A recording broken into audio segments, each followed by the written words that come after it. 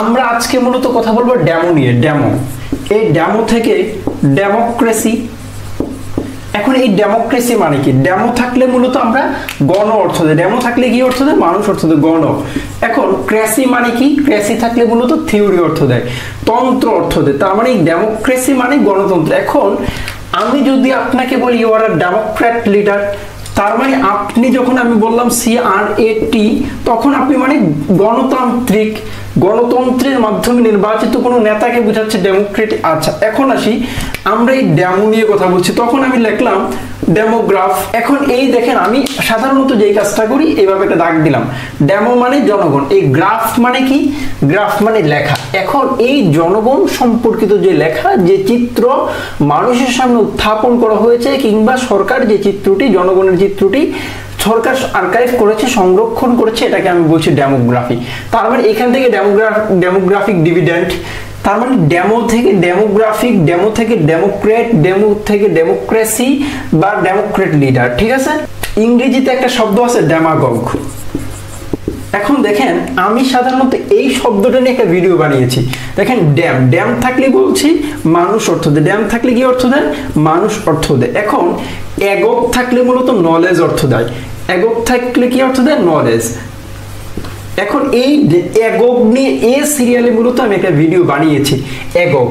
এখানে আমি আলোচনা করেছিলাম ডেমাগগ। আবার এখানে রিপিট করছি, ডেমাগগ শব্দের ভালো বাংলা হলো বক্তৃতা বাগীশ নেতা। ডেমাগগ শব্দের ভালো বাংলা কি? বক্তৃতা বাগীশ নেতা। এখন এই ডেমাগগ শব্দের বাংলা অর্থ যদিও বক্তৃতা বাগীশ নেতা, আপনি দেখেন, অর্থাৎ যে নলেজটাকে মানুষের সামনে যথার্থভাবে উপস্থাপন করতে পারলো তাকে বলছে ডেমাগগ। ইংরেজিতে আরেকটা শব্দ আছে ডেমাগোগারি। তার মানে এই ডেমাগোগারি অর্থ আমাদের অভিধানে লেখা হয়েছে জনমানুষের মাঝে প্রভাব বিস্তার করা। তার মানে নলেজ থাকলে জনগণের মাঝে প্রভাব বিস্তার করা। ঠিক আছে? মূলত আমাদের কোভিড-19 সময় আমরা একটা শব্দের সাথে পরিচিত ছিলাম, সেই শব্দটির নাম প্যান্ডেমিক। ইংরেজিতে আরেকটা শব্দ আছে এন্ডেমিক, ইংরেজিতে আরেকটা শব্দ আছে ইপিডেমিক। মজার ব্যাপার হলো এই তিন জায়গায় আমি ড্যাম পাচ্ছি। এই ড্যামগুলো নিয়েও আলোচনার দাবি রাখি। দেখেন, কোভিড-19 সময় ইংরেজি পত্রিকাগুলোতে কিংবা বৈশ্বিকভাবে একটা ব্যাপার খুব বেশি পরিচিত ছিল, কোভিড-19 প্যান্ডেমিক। ড্যাম পাইলে আপনি বলছেন কি অর্থ দেয়? মানুষ অর্থ দেয়। ড্যাম থাকলে কি অর্থ দেয়? মানুষ অর্থ দেয়। পেন, এখন এই পেন কিন্তু আপনি যে পেন দিয়ে, আমি যে পেন দিয়ে লিখি সেই পেন না, কারণ এই পেন থাকলে আপনি এই শব্দটা আলাদা লিখতেন। এই পেন থাকলে একটা শব্দ আছে পেনিনসুলা, ইনসুলা। মজার ব্যাপার হলো আজকে পেনিনসুলা নিয়ে কোনো আলোচনাই হবে না, আজকে মূলত শুধু ড্যাম নিয়ে আলোচনা হবে, যেহেতু প্রাসঙ্গিক। তার মানে আমি এই পি সিরিয়ালে গিয়ে পেন দিয়ে যে শব্দগুলো হচ্ছে এগুলি একসাথে আলোচনা করব, এবং পি সিরিয়ালে আপনি এগুলো দেখবেন। মজার ব্যাপার হলো পি থাকলে অল অর্থ দেয়, পেন থাকলে অল অর্থ দেয়। অল মানে কি? প্রায়। এখন প্যান্ডেমিক এবং ইপিডেমিক এবং এন্ডেমিক, এই তিনটার মাঝে আমার পার্থক্য বোঝা লাগবে। এখন এই জায়গায়ও ড্যাম পাচ্ছি, এই জায়গায়ও ড্যাম পাচ্ছি। ড্যাম পাইলেই বুঝছি মানুষ অর্থ দেয়। এবার চিন্তা করেন এন, এই এন এবং ইপি এবং পেন। ঠিক আছে? এই তিনটার পার্থক্য। মজার ব্যাপার হলো তিনটা জিনিস দ্বারাই মূলত মহামারী বোঝায়, ইপিডেমিক, এন্ডেমিক অথবা প্যান্ডেমিক। এই তিনটা দ্বারা কি বোঝায়?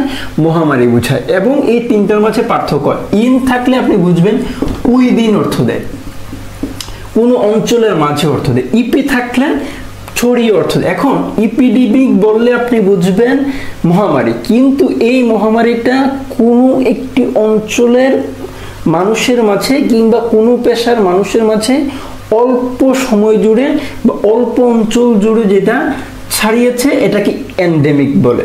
এই এন্ডেমিক একটা মহামারী। এই এন্ডেমিকের চেয়ে আরেকটু বড় আকারের যে মহামারী এটাকে বলে ইপিডেমিক। তার মানে এটাও মহামারী, তবে এটা আরেকটু কম, আরেকটু বেশি জায়গা জুড়ে।